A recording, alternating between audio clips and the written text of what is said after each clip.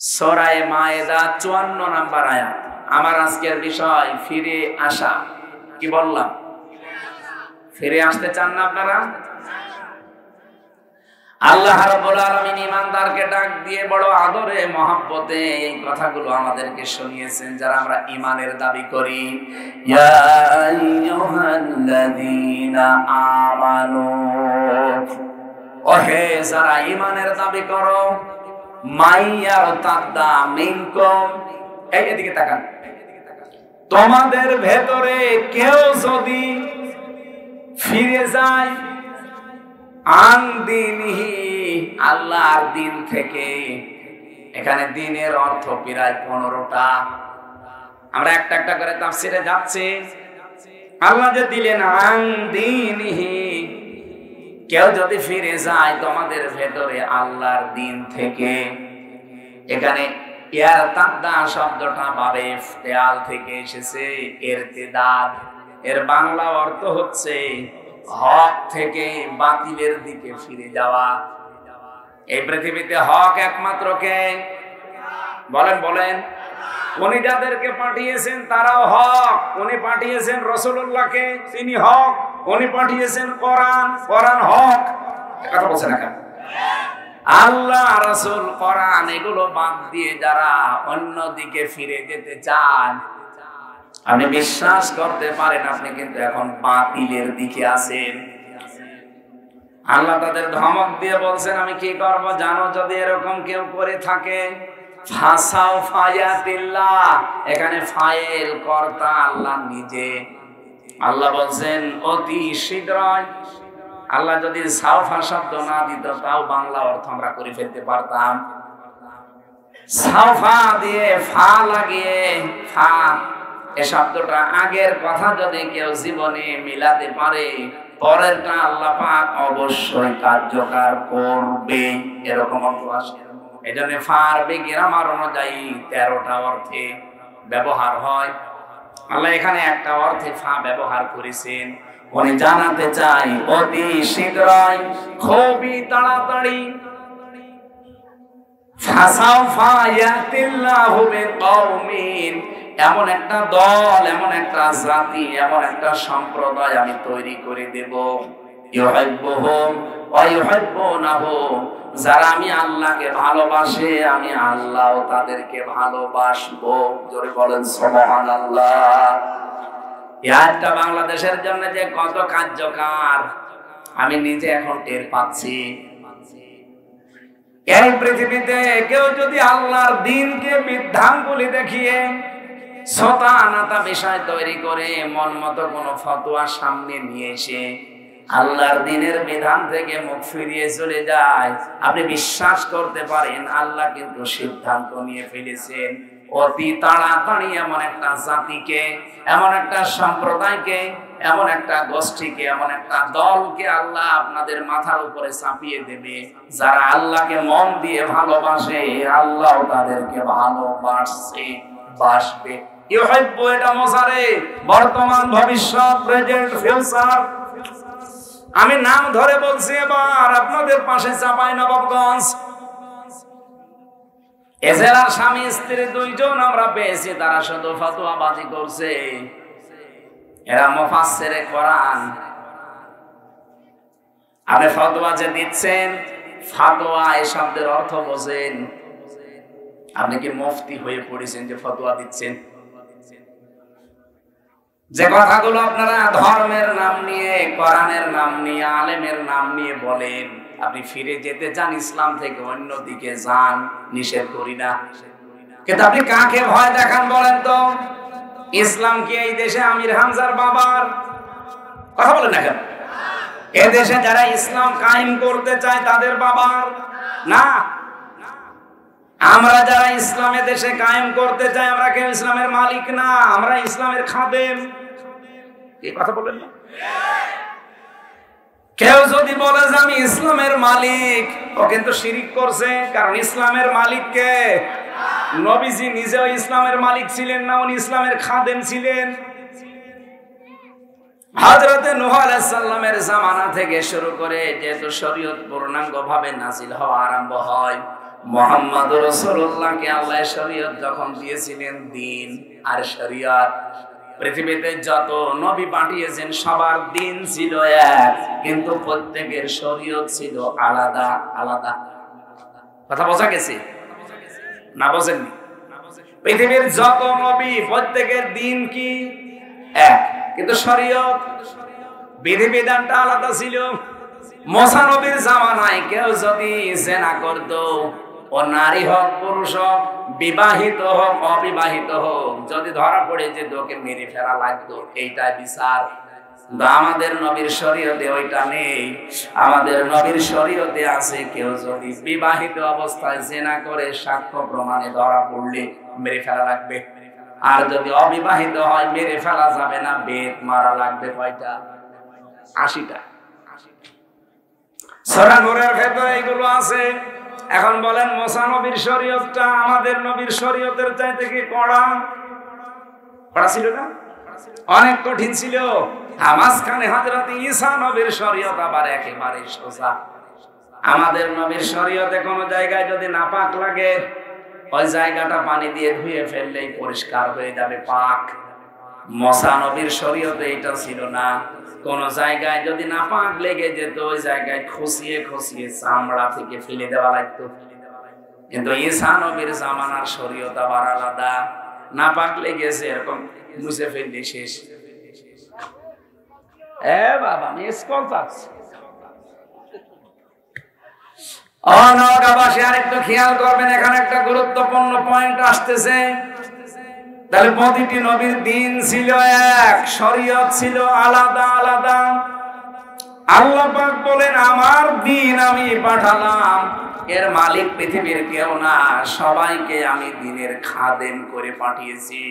বিশ্বনবী যখন দিনের খাদেমি মানে খেদমত করতেন, তখন কাফেররা তাকে পাথর মারতে মারতে অজ্ঞান করে ফেলে দিত। হযরতে জিবরাইল ভোরের দিকে এসে যখন পাথরগুলো সরিয়ে দিতেন, নবীজি জ্ঞান ফিরে পাওয়ার পরে বলতেন, ইয়া আখি জিবরাইল, হে ভাই জিবরাইল, সকাল থেকে আমার কাজ কি? জিবরাইল বলে, দাঁড়ান আমি আল্লাহকে জিজ্ঞাসা করি। আল্লাহ পাক জবাব দিতেন, আমার নবী আগে যা করেছে ওই একই কাজ, কারণ দ্বীনের জন্য আমার নবীকে আমি খাদেম করে পাঠিয়েছি।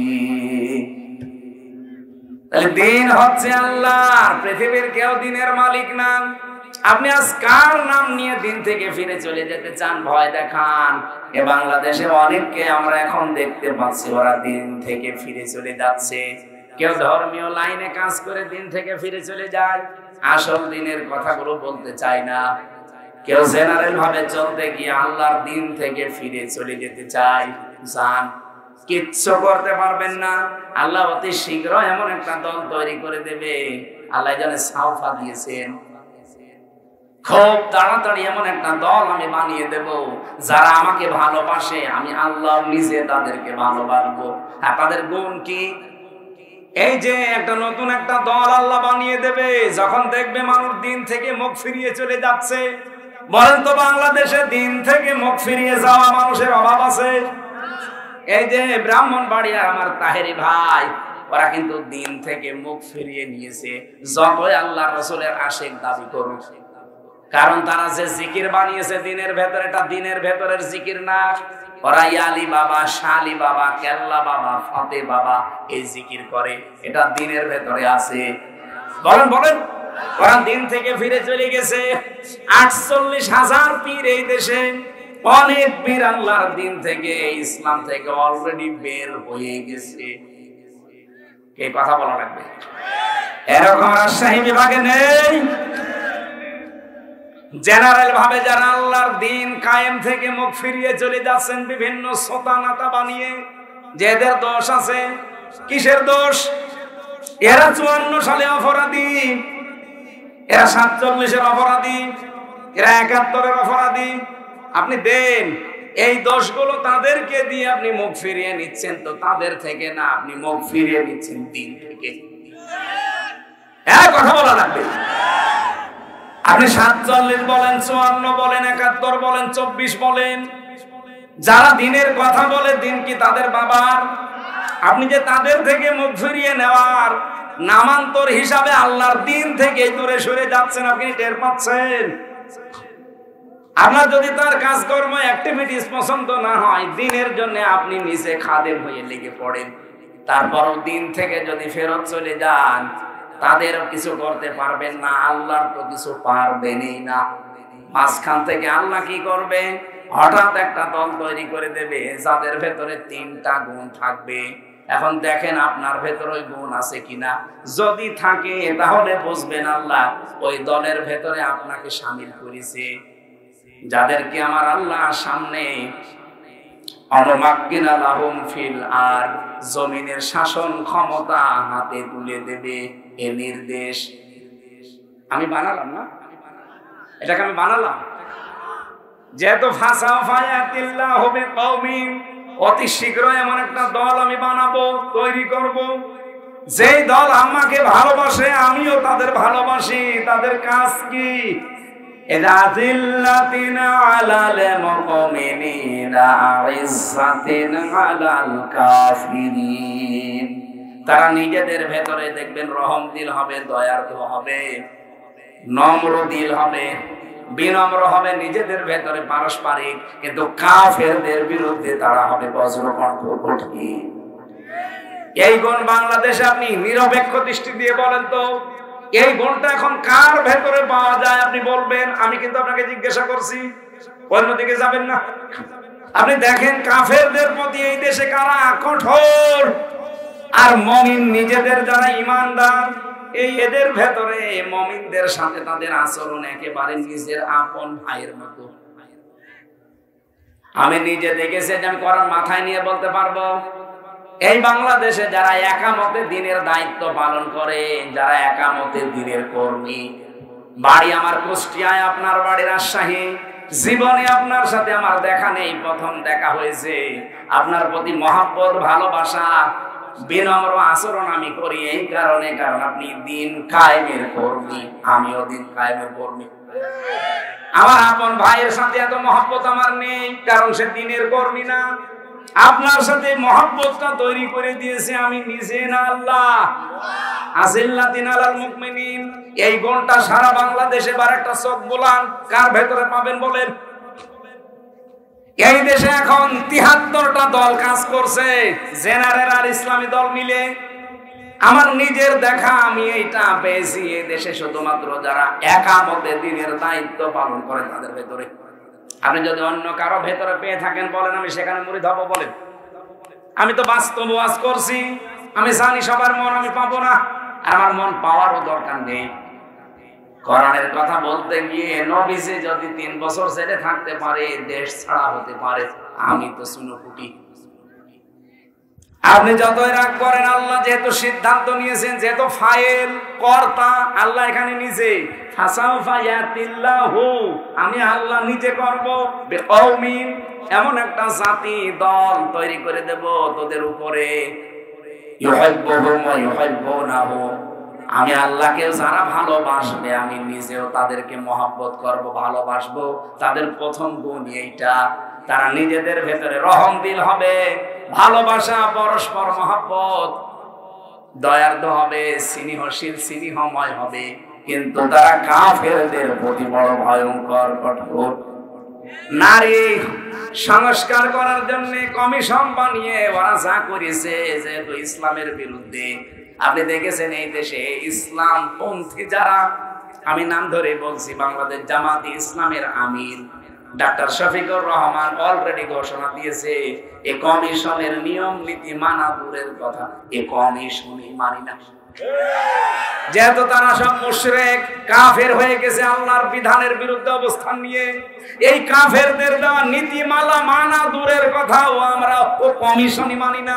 এরপরও যদি আমাদেরকে কেউ বাধ্য করায়, আগস্টের 5 তারিখ কিন্তু শেষ হয়ে যায়নি, আবার আসতেছে। কথা বলে না কেন? আবার আসতেছে না? মাত্র আর 2 মাস পরে আগস্ট শুরু হয়ে যাবে। এটা মে চলছে, জুন জুলাই, মাত্র 2 মাস। আশা করব এরকম যারাই নিয়ম নীতি সামনে বানাবে তারা যেন থেমে যায়।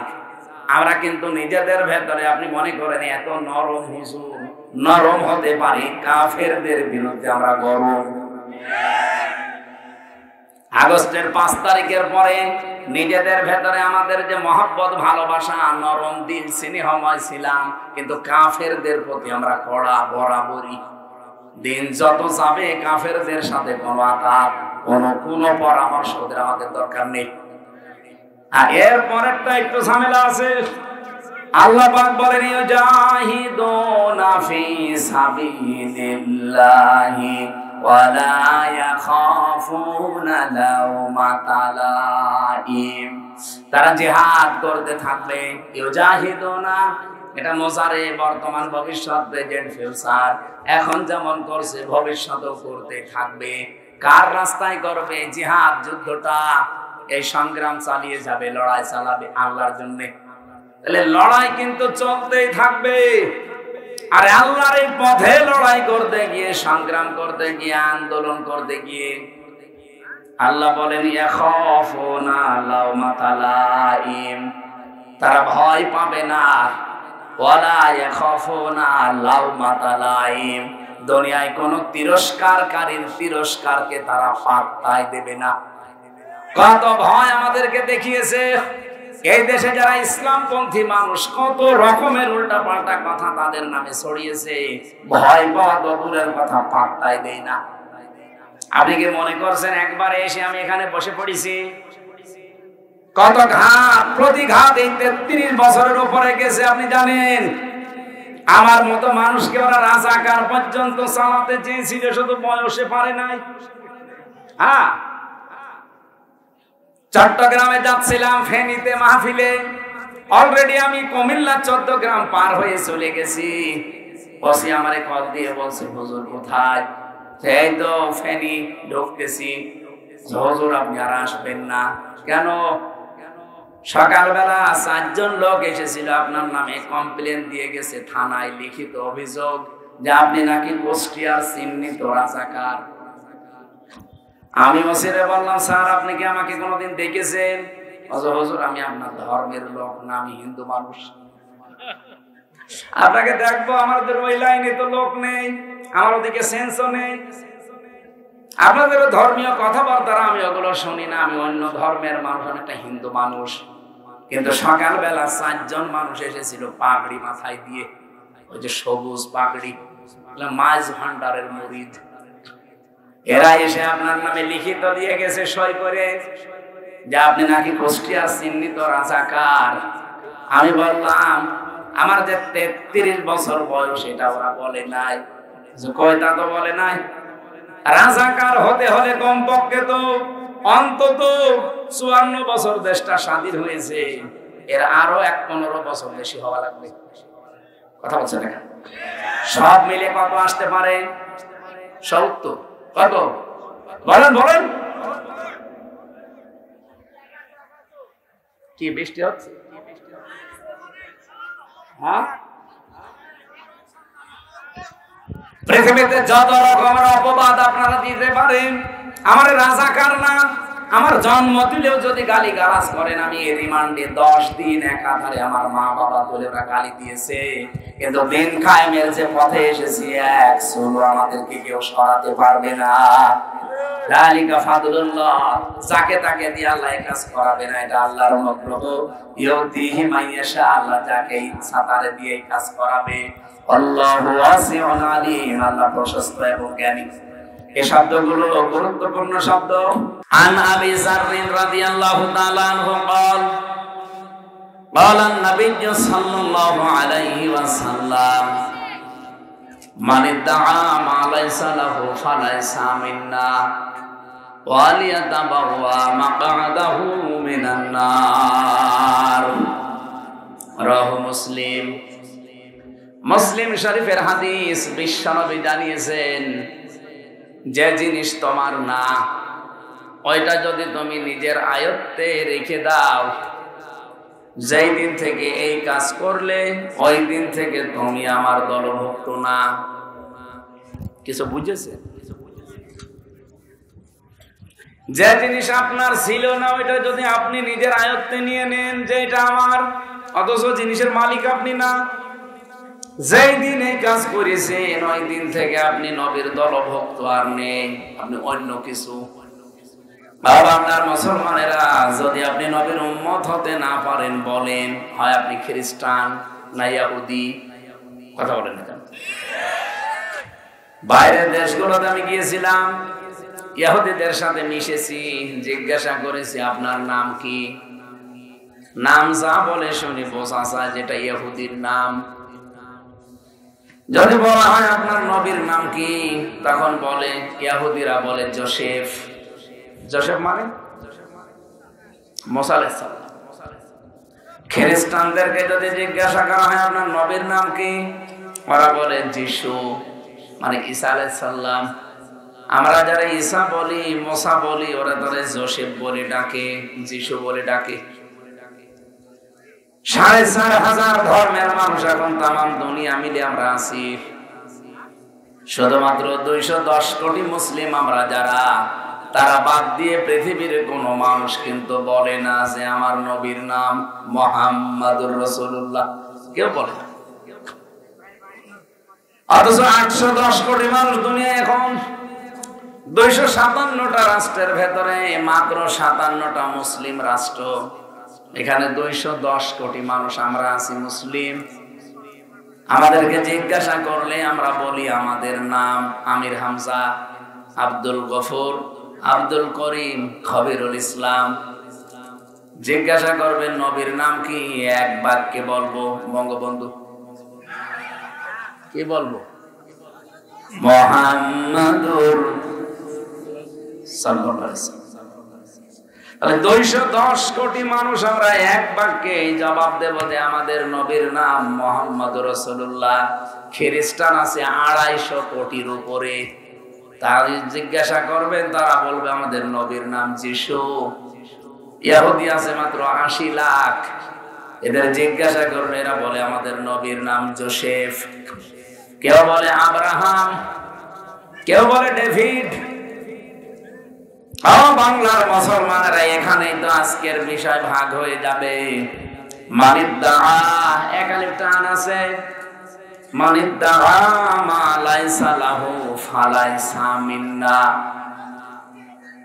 কোন জিনিসের দাবি যদি আপনি এমন করেন যে জিনিস আপনার না, ওই দিন থেকে আপনি কিন্তু আর বলতে পারবেন না আমার নবীর নাম মুহাম্মাদুর রাসূলুল্লাহ, কারণ আপনি নবীর উম্মত আর নেই।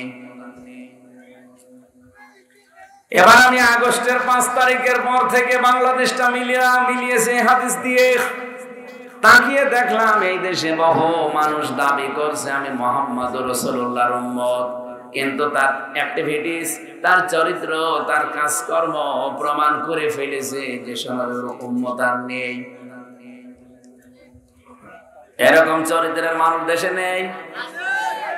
যে জিনিস আপনার ছিল না, ওইটা যদি আপনি জোর করে দখল করে, যেভাবে হক হয় চুরি করে, ডাকাতি করে, চাঁদাবাজি করে, ছিনতাই করে, ফাঁকি দিয়ে, ঘুষ খেয়ে, সুদ খেয়ে, যে কোনো কায়দায় যদি নিজের কাছে নিয়ে নেন যে এটা আমার, আপনি বিশ্বাস করেন ওই দিন থেকে আপনি আর নবীর উম্মত নেই। আপনি হয় ইহুদি হয়ে গেছেন, নাই খ্রিস্টান, নাই মুশরিক, নাই বৌদ্ধ। হ্যাঁ, কোন জিনিস যদি আপনার থাকে, হাত ছাড়া হয়ে গিয়েছিল, চুরি হয়েছিল, ছিনতাই হয়েছিল, এটা আপনি আবার ফেরত পেয়েছেন, তাহলে এই হাদিসের যে শাস্তি তার আওতা মুক্ত থাকবেন। এই শাস্তি কি? যে নবীর উম্মত আপনি থাকতে পারবেন না, কিন্তু আপনার নিজের জিনিস আপনি আবার ফেরত পেয়েছেন, তাহলে আপনার জন্য এই হাদিস না। কথা বোঝা গেছে না? আপনি বোঝেন? আমি আবার বলছি, এই ১৫.৫ বছরে আমরা বহু কিছু হারিয়ে ফেলেছিলাম, সে যেভাবে হোক হারিয়েছি। কথা বলে না কেন? কেউ চেয়ার হারিয়েছিল, হারায়নি? কত মানুষ তার চেয়ার হারিয়ে ফেলেছে, তার যোগ্যতা থাকার পরও চেয়ারে বসতে পারে নাই। এখন ওইটা যদি আবার ফেরত পাই, তাহলে সে এই হাদিসের আওতা মুক্ত থাকবে। কিন্তু যে চেয়ারে বসার যোগ্যতা রাখে না, ওই রকম মানুষকে যদি ঠেলে ঠেলে ওই জায়গায় দেওয়া হয়, নাকি বাংলাদেশের কথা বলছি না, এরকম জায়গাও ছিল যে চেয়ারে ওর বাপও বসার যোগ্যতা রাখে না, অথচ এই বয়সে ওই জায়গায় উঠে বসে আছে। এরকম যারা বসেছিলেন, আপনি তো আর বৈধভাবে বসেননি, আপনি বসেছিলেন অবৈধভাবে। কি ঠিক আছে না? আপনি কি বৈধভাবে বসেছিলেন? না, বসেননি। এই যে 15.5 বছরে যারা চেয়ারে ছিলেন, আল্লাহর কসম আমি নিজে ভিকটিম। আমার 33 বছর বয়স, এখন 92 সালে আমার জন্ম। আমি 18 বছর থেকে যদি ভোট দিতে আরম্ভ করতাম তো 3 বার ভোট দিতে পারতাম, একবারও পারি নাই। একবার না জেলে ছিলাম, পারলাম না, মাফ করে দিলাম, বাকি 2 বার। তাহলে 3 বারের একবারও পারি নাই। তার মানে কি এই 15 বছর যারাই ছিলেন দায়িত্বে, আল্লাহর কসম আপনি অবৈধ। আমি নিজেরটা বলছি, আপনারটা আপনি যা করেন করেন। জেলখানায় থাকাকালীন এক ওসি এসেছিল, ফাঁসির ওই কন্ডেম ছেলে। আমার বলছে, হুজুর আমার 8 বছর জেল। আমি জেলে আসার আগে একটা পাপ করেছি। কি পাপ? যে নির্বাচন গেল সময় আমি বাইরে ছিলাম, আমি রাত 12টার পর থেকে আমার লোকজন নিয়ে ভোট কাটা আরম্ভ করলাম। ফজরের নামাজ পর্যন্ত ভোট পড়া কমপ্লিট করে বাক্স ভর্তি করে পাঠিয়ে দিলাম জায়গা মতো। এরপরে আমি গোসল করলাম, ওযু করে 2 রাকাত নামাজ পড়লাম। এরপরে বললাম আস্তাগফিরুল্লাহ। আমার এই তাওবা কি হয়েছে? না, এটা ইয়ার কি হয়েছে, এর নাম কি তাওবা? আর আপনি আল্লাহর কাছে তওবা করছেন কোন কারণে? আপনি কি আল্লাহর ভোট চুরি করেছেন? ভোট চুরি করেছেন হামজার। আপনি যদি দোষ করেন আল্লাহর কাছে, আপনি আল্লাহর কাছে আস্তাগফিরুল্লাহ পড়েন, কোনো অসুবিধা নেই। আল্লাহ মাফ করলে করবে, না হলে শাস্তি দেবে, নাকি? বলেন বলেন। ইউআযিবু মান ইয়াশা ওয়া ইয়াগফিরু লিমান ইয়াশা।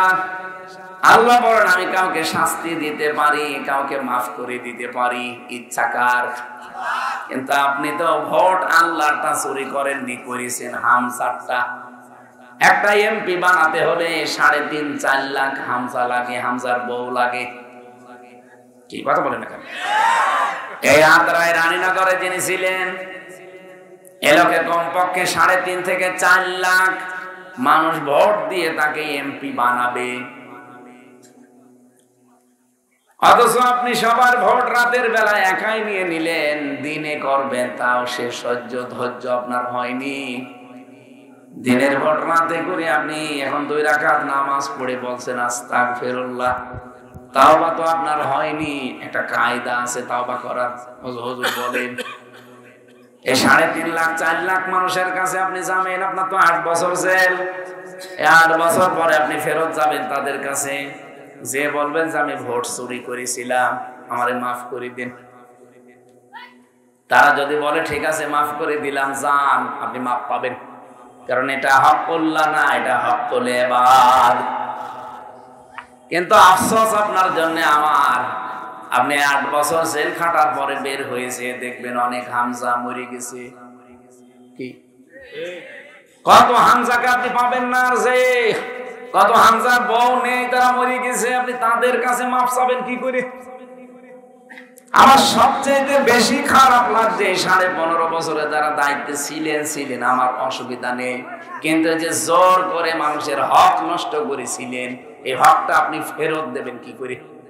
কারণ তাদেরকে তো এখন আর পাবেন না। এই 15 বছরে অনেকেই কিন্তু মরে গেছে না, আপনি তাদেরকে পাবেন কি করে?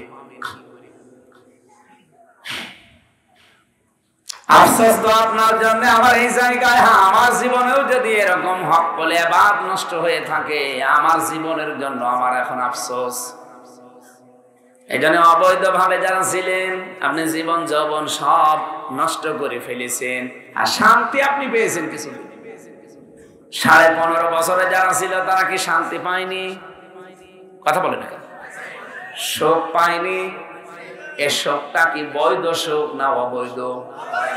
অবৈধ।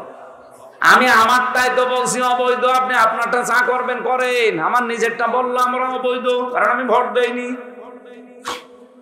এবারে 15.5 বছরে যারা অবৈধ সুখ ভোগ করেছেন, শান্তি পেয়েছেন, কোরআন বলছে কি ফাইন্না মা'আল উসরি ইসরা, ইন্না মা'আল উসরি ইসরা।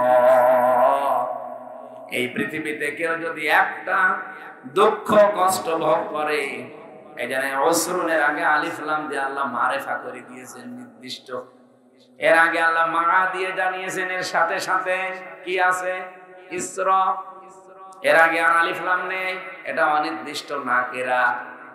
মুফাসসির তাফসিরে ফি জিলালিল কোরআনে সাইয়্যিদ কুতুব জানাতে চেয়েছেন, আল্লাহ পাক বলেন একটা কষ্ট যদি কেউ দুনিয়ায় সহ্য করে, তার সাথে আল্লাহ ৭০টা সুখ শান্তি লিখে রাখে। কিন্তু কোন মানুষ যদি একটা সুখ ভোগ করে দুনিয়ায়, আর সুখটা যদি হয় অবৈধ সুখ, একটা সুখের কারণে কমপক্ষে ৭০টা দুঃখ কষ্ট তাকে দুনিয়া আখিরাত মিলে ভোগ করা লাগবে। এবার আপনি বলেন তো, অনেকে সুখ পায় দুনিয়ায়, সুখটা কি বৈধ সুখ না অবৈধ? বৈধ ভাবে যদি সুখ পেয়ে থাকেন আমার কোনো প্রশ্ন নেই, কোনো কথা নেই। কিন্তু যদি সুখটা হয় অবৈধ সুখ, এই যে যারা পরকীয়া প্রেম করেন, সুখ পায় না, শান্তি পায় না। শান্তি যদি না পাবে, ২-৩ ছেলে মেয়ে রেখে চলে যায় কি করে? তার মানে শান্তি সুখ অবশ্যই কিছু না কিছু পায়। এই সুখটা কি বৈধ সুখ না অবৈধ? আরো জনে বলেন। এক একটা অবৈধ সুখ যারা পাচ্ছেন, আপনি লিখে নিতে পারেন কোরআনের আয়াত, কমপক্ষে দুনিয়া আখিরাত মিলে আপনাকে আল্লাহ ৭০টা দুঃখ কষ্ট ভোগ করাবে। এখানে ইন্না আছে। আর যারা অবৈধ সুখ একটা ভোগ করে যাচ্ছেন, এভাবে আপনার জীবনে তো কমপক্ষে ৭০টা অশান্তি ভোগ করা লাগবে। এই ১৫.৫ বছরে যারা সুখ শান্তিতে ছিলেন, যেহেতু অবৈধ, কি বলেন বলেন, যারা এরকম সুখ পেয়েছেন ইউনিয়ন থেকে সংসদ পর্যন্ত, যেখানে যেখানে যারা দায়িত্বে ছিলেন, যারাই সুখে ছিলেন, শান্তিতে ছিলেন, অবৈধ সুখে অবৈধ শান্তিতে, আপনার জীবনে এখন ৭০টা দুঃখ আসতেছে। আর আমরা যারা কষ্ট পেয়েছি, একটা কষ্টের সুখ কয়টা বলেন বলেন? হ্যাঁ, এখানে প্রশ্ন, কষ্ট পেলেই হবে না। কষ্ট যদি আপনি ৩টা কারণে পেয়ে থাকেন, আপনার কষ্ট পাওয়া লাগবে আল্লাহর জন্য, রাসূলুল্লাহর জন্য, মানবতার জন্য। অনেকেই ৩ কারণের বাইরেও কষ্ট পায়, এজন্য তাদের কষ্টের সাথে আল্লাহ সুখ এ কথা দেয়নি। যেমন হাসিনা কষ্ট পেয়েছিল যেদিন পালিয়ে যায়, কি পায়নি? পাইছে মানে কি? আপনি যে দেখেছেন ওর চোখে কি পানি ঝরছিল?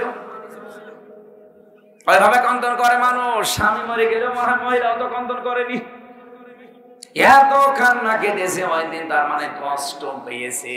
ওর কষ্ট কি আল্লাহর জন্য, রাসূলুল্লাহর জন্য, মানবতার জন্য, কিসের জন্য? পাপের জন্য। বলেন, এজন্য আমরা যদি কষ্ট স্বীকার করি এই ৩ কারণে, আল্লাহ, রাসূল, মানবতা, মাস্ট বি পৃথিবীতে আমাদের জন্য সুখ আসতেছে। কিন্তু এর বাইরে যদি কেউ কষ্ট ভোগ করে, তার জন্য কোন সুখের কথা কোরআনে আল্লাহ দেয়নি। আমার ভাইরা, আমি যে কথা বোঝাতে চাই এখান থেকে আপনাদের,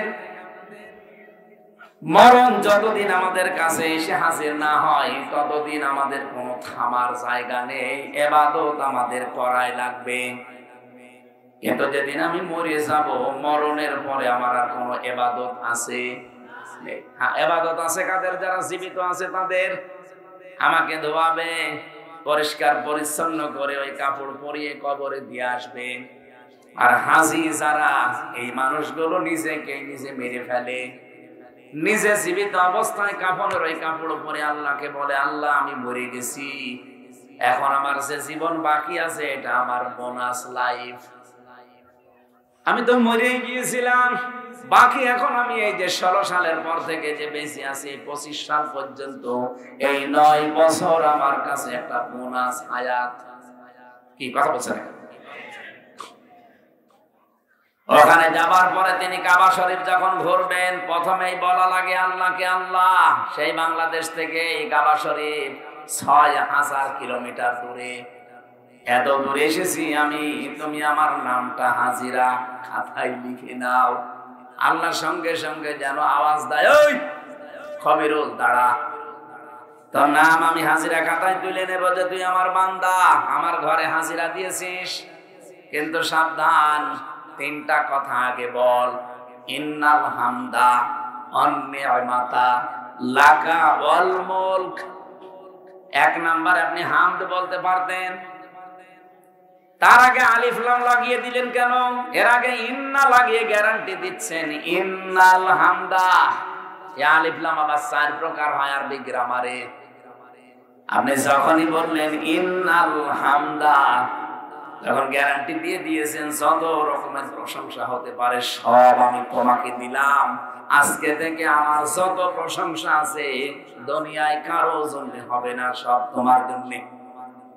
আমার মনে হয় এর ভেতরে সবকিছু চলে আসে। এরপরও আবার আর একটা কথা আপনার মুখ দিয়ে আল্লাহ বলে, এটা বল নি'মাতা লাকা। আল্লাহ তুমি আমাকে যত নিয়ামত দিয়েছো আজকে থেকে সব আমি তোমার জন্য ব্যয় করব। আমার শরীরের শক্তি নিয়ামত কার? এটা আমি তোমার জন্য দেব আজকে থেকে। আমার যে যোগ্যতা আছে, আমার যে মেধা আছে, এটাও তোমার নিয়ামত, এইটাও তোমার জন্য আজকে থেকে ব্যয় হবে। আমার যে টাকা পয়সা আছে, ক্ষমতা আছে, প্রভাব আছে এলাকায়, এই নিয়ামত কার? আরো জোরে বলেন, এইটাও আমি তোমার জন্য ব্যয় করব। ৩টা কথা। এখন আর একটা কথা স্পেশাল ভাবে বলা হয়, এই জন্য এর আগে দেখেন প্রথম 2টা কিন্তু ঠিক ছিল। ইন্নাল হামদা ওয়ান নি'মাতা লাকা পর্যন্ত শেষ। এরপরে আর একটা শব্দ আল্লাহ বলে স্পেশাল ভাবে, এটা বলা লাগবে ওয়াল মুলক। এর আগে আর লাকা নেই, এর আগে আর ইন্না নেই। আগে ওয়াল মুলক বল যে আমি রাজত্ব, রাজনীতি যদি দুনিয়ায় কিছু করে থাকি আল্লাহ আমি তোমার জন্য করব। খবিরুল সাহেব গেছে আজকে আল্লাহর কাবা ঘরে, এই কথাগুলো কিন্তু বলছে। অবশ্যই ওনাকে এই ৩ নাম্বার পয়েন্ট যেটা উনি বলবে, আল্লাহর কাবা সামনে নিয়ে অল মুলক, আল্লাহ রাজত্বের মালিক তুমি, এটা আমি বিশ্বাস করি। আল্লাহ বলেন এই ৩টা কথা বললেই হবে না। বিদায় তাওয়াফ যেদিন করে ১.৫ মাস পরে উনি আসবে, ৪৫ দিন পর দেখবেন ওই দিন শেষ কথা বলা লাগে আমি বলেছিলাম লা শারীকা লাকা লাব্বাইক। আল্লাহ আমি কিন্তু উপস্থিত হয়েছিলাম, আমি চলে যাচ্ছি। আমি এই কথা বলতে বলতে যাচ্ছি যে আমি মুশরিক না। আমি কি না? এখন মুশরিক হয় মানুষ কি করলে? শিরিক করলে। বলেন বলেন, শিরিক কি? এক কথায় জবাব বলছি, শিরিক আল্লাহ যেটা পারে ওইটা অন্য কেউ পারে এই বিশ্বাস করার নাম শিরিক। এক কথা বলেন না? এই যে নারী কমিশন ৩১৮ পৃষ্ঠা লিখে জমা দিয়েছে, পুরাটা পড়লাম। ৩১৮ পৃষ্ঠায় আমি পুরাটা পড়েছি আজ ৩ দিনে। আমার এই ছোট মাথার ভেতরে এসেছে ওরা 13টা কোরআনের আয়াতের উপরে হাত দিয়েছে। ভারতে 26টা কোরআনের আয়াতের বিরুদ্ধে ওরা কেস করেছিল, আর এরা এই 13টা কোরআনের আয়াতের উপরে হাত দিয়ে বলতে চায় যে এগুলো মানা যাবে না, এগুলো সব নারীদের বিরুদ্ধে। ওরা প্রথমে নিয়ে এসেছে যে মেয়েরা যারা দেহ ব্যবসা করে, এই যে যৌন কর্মী, এদেরকে শ্রমিকের মর্যাদা দেওয়া লাগবে, যে এরাও কাজ করে খায়। আরে ভাই, এটা যদি ডক্টর ইউনূস আজ মেনে নিয়ে এই দেশে জারি করে দেয় যে যারা দেহ ব্যবসা করে এরাও এক ধরনের শ্রমিক কর্মী। গত পরশু দিন গেল 1 মে 1886 সালে আমেরিকার শিকাগো শহরে এই দিবসটা পালন করা আরম্ভ হয়েছে, আজ পর্যন্ত চলছে। শ্রমিকের যে মর্যাদা কোথা থেকে আপনি কোথায় নিয়েছেন? দেহ ব্যবসা করা, জেনা করা, ব্যভিচার করা যদি এটা শ্রম দেওয়া হয়, কালকে ডাকাত যারা তারা বলবে আমরা কি শ্রম দেই না। ডাকাতি করা কি সহজ কাজ? ঘাম ঝরে যায়। চুরি করা সহজ কাজ? বলেন। তারাও তো কালকে পথে নেমে বলবে যে আমাদেরও শ্রমের মর্যাদা দেওয়া লাগবে, আমরা ডাকাত, আমরা চোর। কোরআনে কারিমে আল্লাহ রাব্বুল আলামিন জানিয়েছেন ফাইজা কুদিয়াতিস সালাতু ফান্তাশিরু ফিল আরদি ওয়াবতাগু মিন ফাদলিল্লাহ। নামাজ যখন শেষ হয়ে যাবে তখন জমিনে ছড়িয়ে পড়ো, আল্লাহর রিজিক, আল্লাহর অনুগ্রহ তালাশ করো। তাহলে শ্রমিক যারা এরা কিন্তু ছোটখাটো বিষয় না। আল্লাহর নবী জানিয়েছেন আল কাসিবু হাবিবুল্লাহ, যারা কাজ করে খায় এরা সাধারণ মানুষ থাকে না, এরা আল্লাহর বন্ধু হয়ে যায়। শ্রমিকের মর্যাদা এত বেশি, এত বেশি আল্লাহর নবী দিয়েছেন।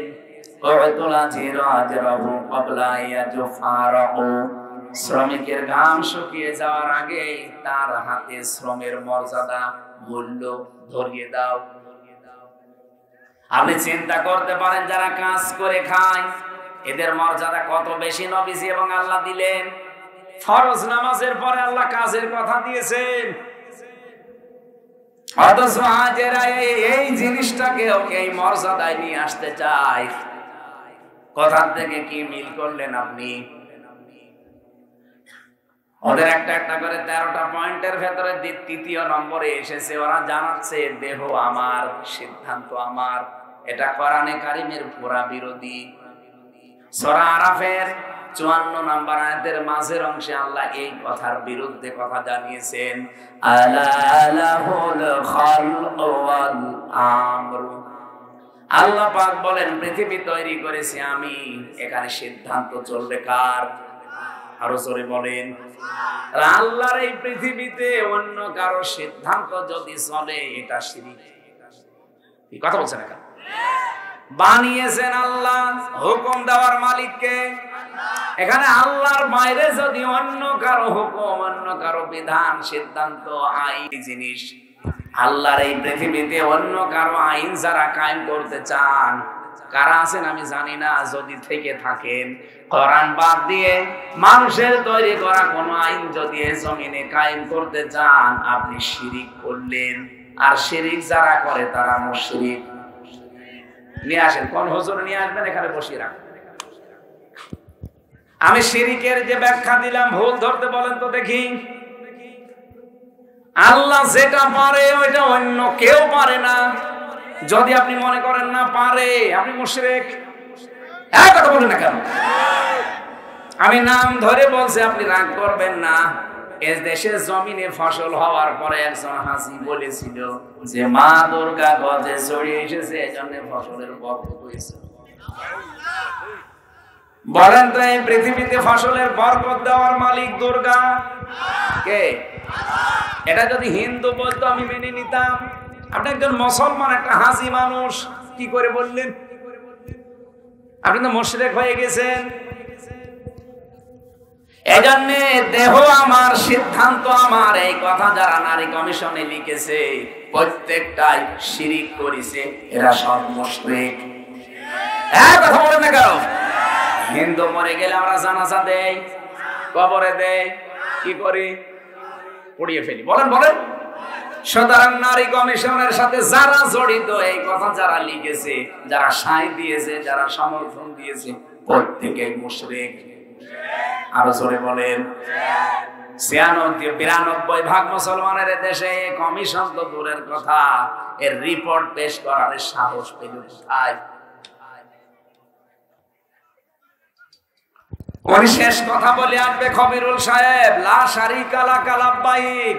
আল্লাহ আমি হাজির হয়েছিলাম, চলে গেলাম আমি আবার নওগাঁতরাই, কিন্তু আমি বলে গেলাম তোমাকে আমি যে শিরিক আর করব না, বা আমি মুশরিক না। এই কথাগুলো বলি যারা ওখান থেকে আসে, যদি এই 3টা কথা বাংলাদেশে ওরা কায়েম করে রাখতে পারে, এই দেশে আর কারো লাগবে না, শুধু হাজী সাহেবরা আল্লাহর বিধান কায়েম করে দেবে। আর কারো লাগার কথা? কাউকে লাগবে না। কারণ দেশের অধিকাংশ ধনী না হলে তো আর হজ করা যায় না। 7.5 লাখ 8 লাখ 9 লাখ টাকা লাগে হজ করতে। এজন্য আহ্বান জানাচ্ছি, সভাপতি সাহেব যে কথা বলতেছে ওই কথা যেন দেশে এসে টিকিয়ে রাখতে পারে। বলেন আমিন। প্রধান অতিথি জনাব আলহাজ শেখ রেজাউল ইসলাম রেজু, যুগ্ম আহ্বায়ক নওগাঁ জেলা বিএনপি ও সভাপতি আত্রাই উপজেলা বিএনপি, আল্লাহ তার হায়াতের তাজ্জেবাস সিহাতে কুল্লিয়া দান করেন। বলেন আমিন।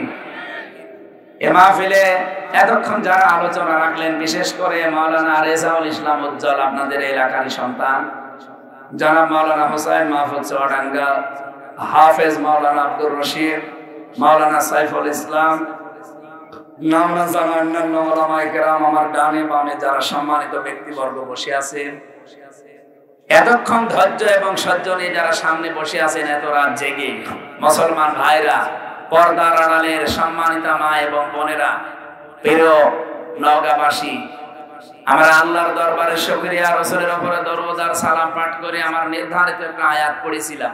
কোন আয়াত যেন? সূরা মায়েদা 54 নম্বর আয়াত। আমার আজকের বিষয় ফিরে আসা। কি বললাম? ফিরে আসতে চান না আপনারা?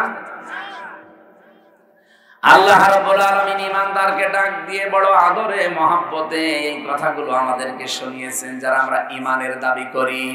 ইয়া আইয়ুহাল্লাযীনা আমানু, ওহে যারা ঈমানের দাবি করো, মাইয়ারতাদ্দা মিনকুম, এদিকে তাকান, তোমাদের ভেতরে কেউ যদি ফিরে যায় আন দীনিহি, আল্লাহর দিন থেকে।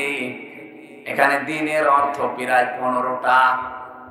আমরা একটা একটা করে তাফসীরে যাচ্ছি। আল্লাহ যে দিলেন আন দীনিহি, কেউ যদি ফিরে যায় তোমাদের ভেতরে আল্লাহর দিন থেকে। এখানে ইয়ারতাদ্দা শব্দটা বাবে ইফতিআল থেকে এসেছে, ইরতিদাদ। এর বাংলা অর্থ হচ্ছে হক থেকে বাতিলের দিকে ফিরে যাওয়া। এই পৃথিবীতে হক একমাত্র কে? বলেন বলেন। উনি যাদেরকে পাঠিয়েছেন তারাও হক। উনি পাঠিয়েছেন রাসূলুল্লাহকে, তিনি হক। উনি পাঠিয়েছেন কোরআন, কোরআন হক। কথা বলছেন না কেন?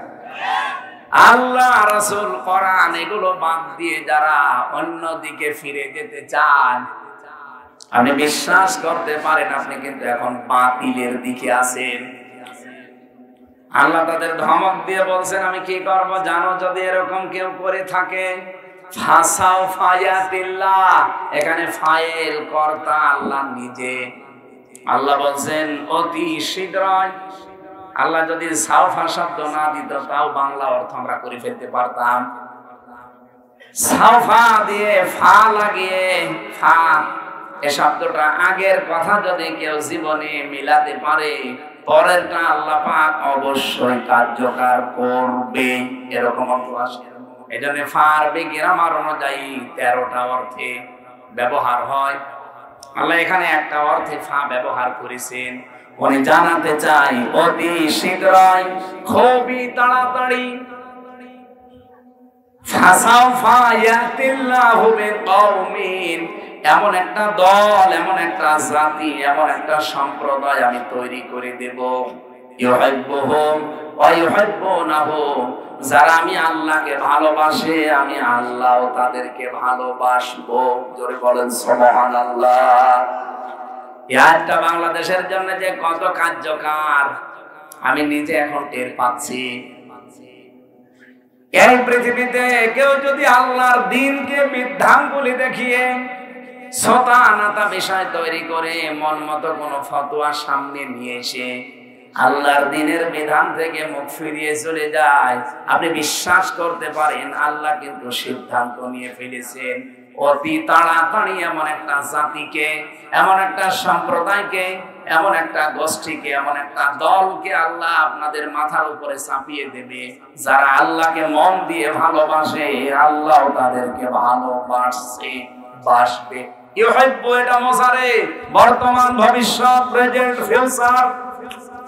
আমি নাম ধরে বলছি, এবার আপনাদের পাশে চাঁপাইনবাবগঞ্জ এ জেলার স্বামী স্ত্রী 2 জন আমরা পেয়েছি, তারা শুধু ফতোয়াবাজি করছে। এরা মুফাসসিরে কোরআন। আপনি ফতোয়া যে দিচ্ছেন, ফতোয়া এই শব্দের অর্থ বোঝেন? আপনি কি মুফতি হয়ে পড়েছেন যে ফতোয়া দিচ্ছেন? যে কথাগুলো আপনারা ধর্মের নাম নিয়ে, কোরআনের নাম নিয়ে, আলেমের নাম নিয়ে বলেন, আপনি ফিরে যেতে চান ইসলাম থেকে অন্যদিকে যান, নিষেধ করি না। কিন্তু আপনি কাকে ভয় দেখান বলেন তো? ইসলাম কি এই দেশে আমির হামজার বাবার? কথা বলেন না কেন? এ দেশে যারা ইসলাম কায়েম করতে চায় তাদের বাবার না।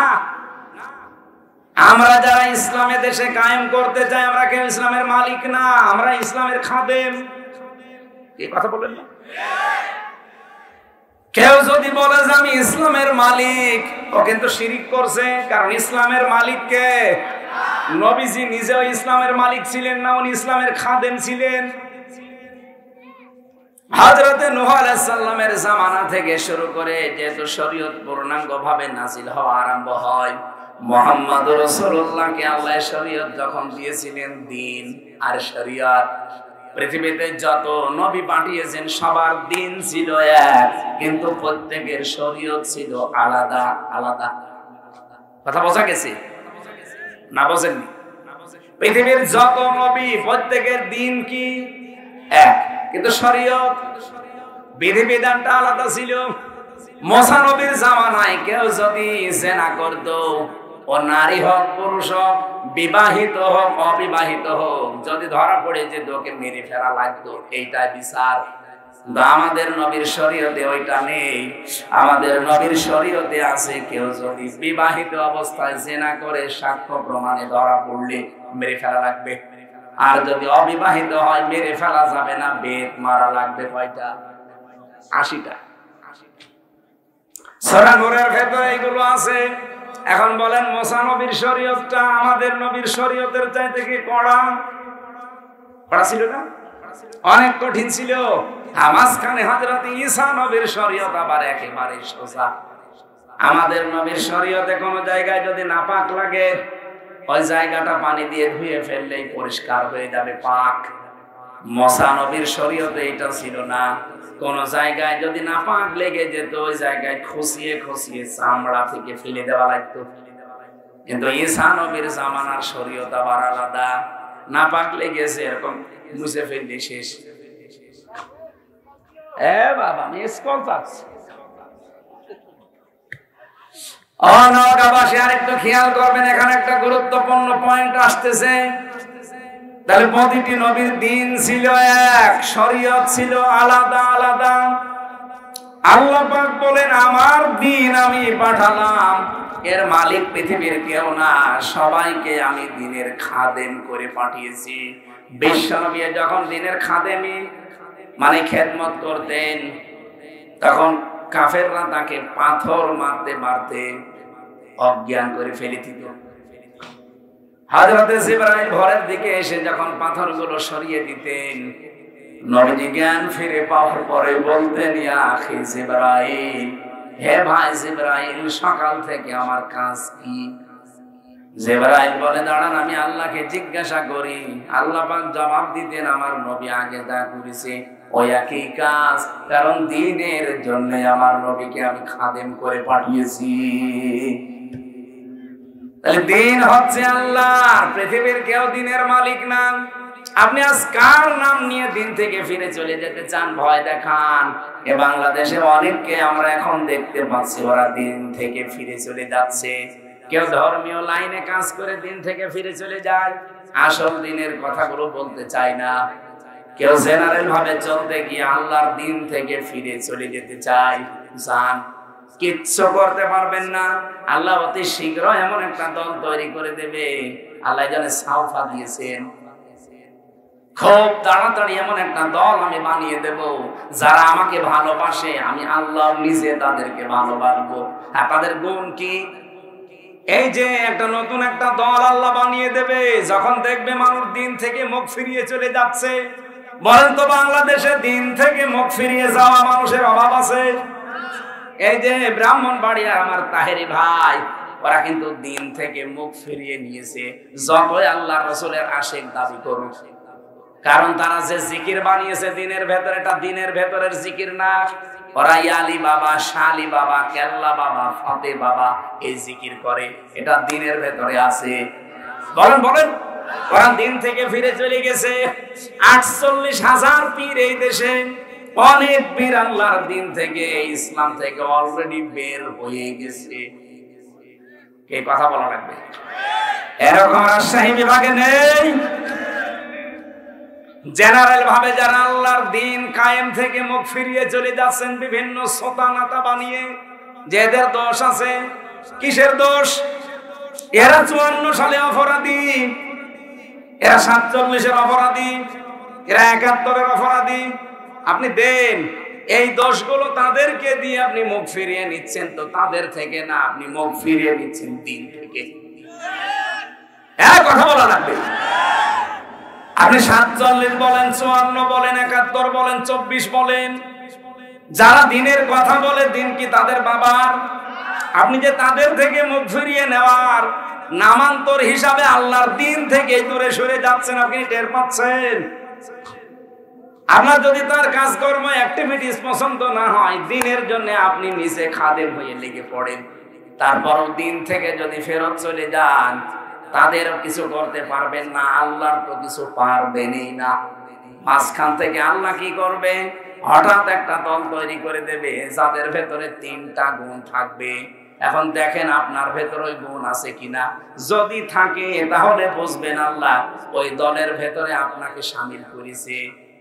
যাদেরকে আমার আল্লাহ সামনে অনুমাক্কিনা লাহুম ফিল আর, জমিনের শাসন ক্ষমতা হাতে তুলে দেবে, এ নির্দেশ আমি বানালাম না, এটাকে আমি বানালাম।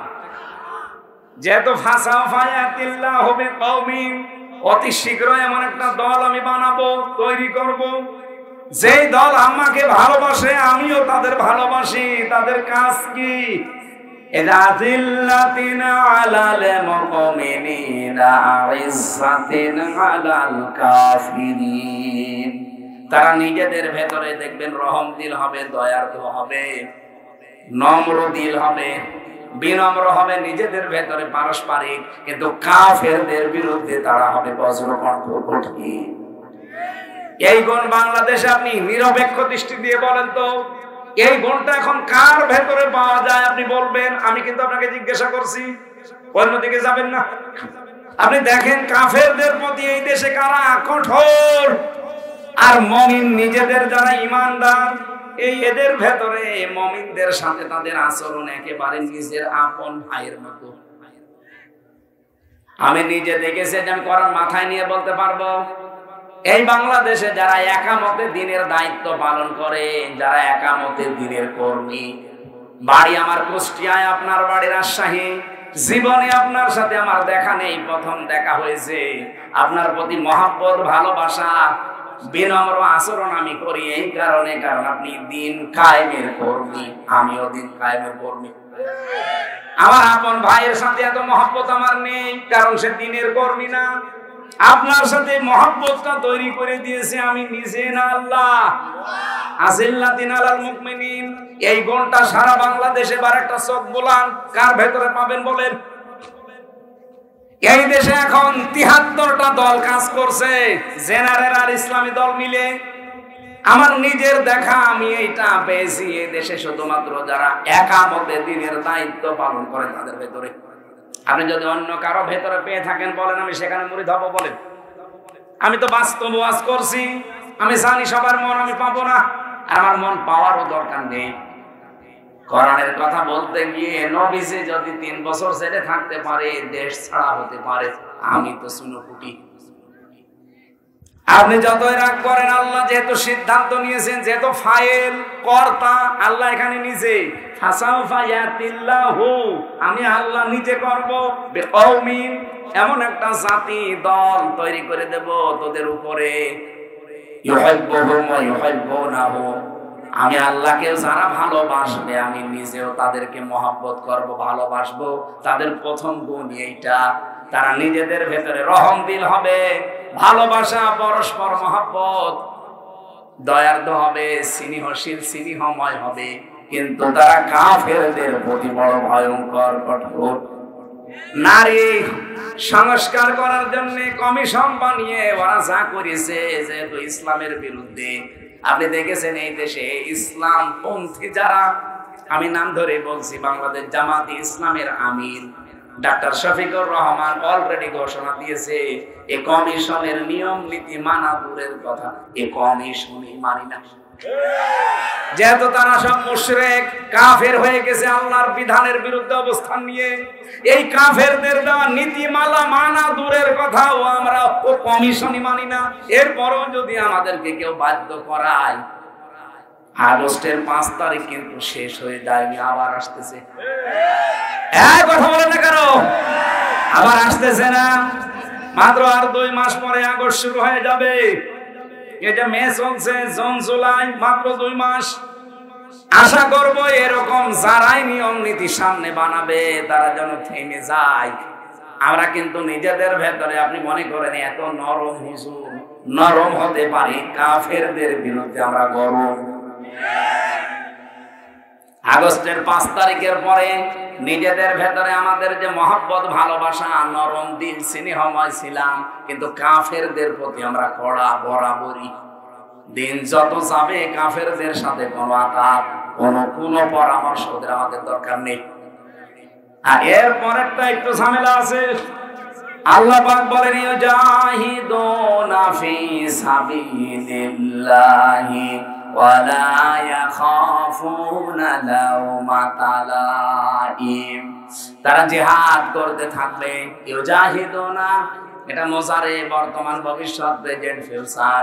এখন যেমন করছে ভবিষ্যতেও করতে থাকবে। কার রাস্তায় করবে? জিহাদ, যুদ্ধটা, এই সংগ্রাম চালিয়ে যাবে, লড়াই চালাবে আল্লাহর জন্য। তাহলে লড়াই কিন্তু চলতেই থাকবে। আর আল্লাহর এই পথে লড়াই করতে গিয়ে, সংগ্রাম করতে গিয়ে, আন্দোলন করতে গিয়ে আল্লাহ বলেন, ইয়াখাফুনা লাওমাতা লাইম, তারা ভয় পাবে না। ওয়ালা ইয়াখাফুনা লাওমাতা লাইম, দুনিয়ায় কোন তিরস্কারকারীর তিরস্কারকে তারা পাত্তাই দেবে না। কত ভয় আমাদেরকে দেখিয়েছে এই দেশে যারা ইসলামপন্থী মানুষ, কত রকমের উল্টা পাল্টা কথা তাদের নামে ছড়িয়েছে। ভয় পাওয়া তো দূরের কথা, পাত্তাই দেয় না। আপনি কি মনে করছেন একবারে এসে আমি এখানে বসে পড়েছি? কত ঘাত প্রতিঘাত এই 33 বছরের উপরে গেছে, আপনি জানেন। আমার মতো মানুষকে ওরা রাজাকার পর্যন্ত চালাতে চেয়েছিল, শুধু বয়সে পারে নাই। হ্যাঁ, চট্টগ্রামে যাচ্ছিলাম, ফেনীতে মাহফিলে। অলরেডি আমি কুমিল্লা 14 গ্রাম পার হয়ে চলে গেছি। বসে আমারে কল দিয়ে বলছে, হুজুর কোথায়? এই তো ফেনী ঢুকতেছি। হুজুর আপনি আর আসবেন না কেন? সকালবেলা 4 জন লোক এসেছিল, আপনার নামে কমপ্লেন দিয়ে গেছে থানায়, লিখিত অভিযোগ যে আপনি নাকি কুষ্টিয়ার চিহ্নিত রাজাকার। আমি ওসিরে বললাম, স্যার আপনি কি আমাকে কোনোদিন দেখেছেন? হুজুর আমি আপনার ধর্মের লোক না, আমি হিন্দু মানুষ।